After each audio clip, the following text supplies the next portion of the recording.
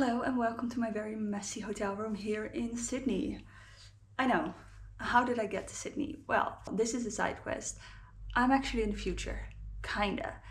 Today is actually the day before New Year's Eve. I have made it to Sydney and I'm going to celebrate New Year's Eve here in Sydney. I know that the last video that you saw of me was Serpentine Falls in WA, so in Perth.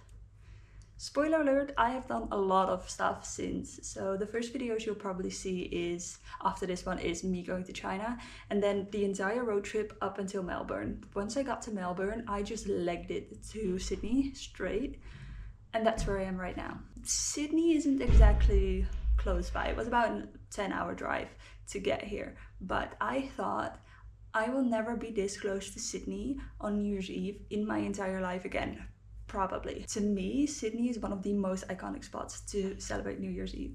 So what I've decided to do is just come here, celebrate New Year's Eve, and then New Year's Day I am driving all the way back to Melbourne. By the time this actually comes up in chronological order, it would probably be like March-ish, and it doesn't make sense for a New Year's Eve video or a New Year's video to go up in March. That's not fun. So this is taken out of the chronological order, I guess, and put on the internet depending on when I post it, but probably New Year's Day or maybe after. There's a group of guys that is going to Fleet Steps for securing a spot for the viewpoint at 5 a.m. Now, one, there's no way I can get into the city at 5 a.m. But two, I don't necessarily want to go into the city at 5 a.m.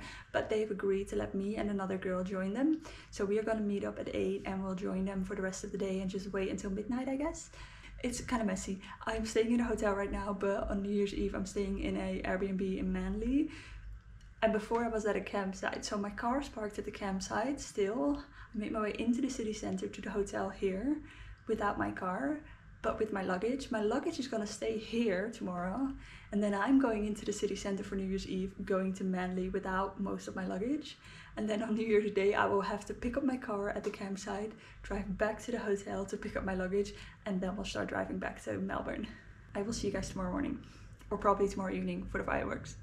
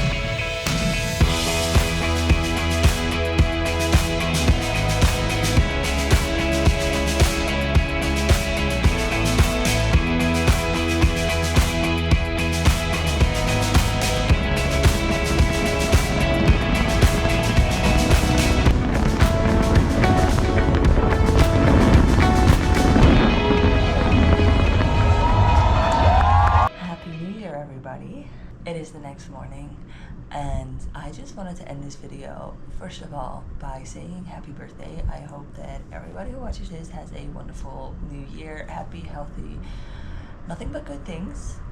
Number two, I wanted to talk about whether or not it was worth it. For me, it depends. Had you asked me during the day, during the afternoon, I would have said probably not. Right now, I am telling you absolutely.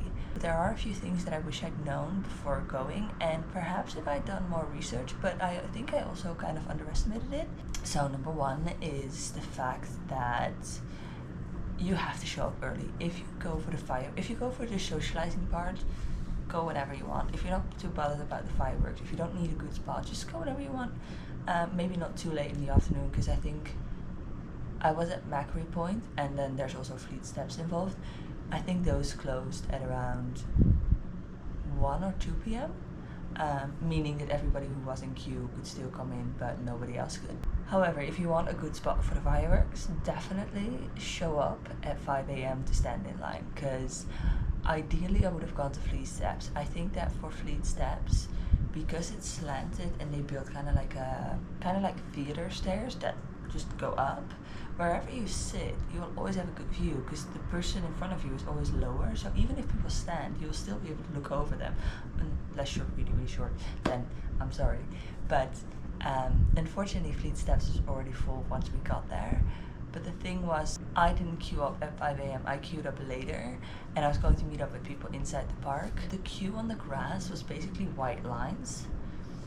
But the thing was, as soon as they started announcing that they were gonna move forward, people just started legging it from the back all the way to the front, because there were no gates where you had to go through. It was just lines on the grass where you could easily just run over. So people started running, and I thought, what's going on? And then I realized people were running to the front, so I ran with them because, otherwise I'll be the very, very last.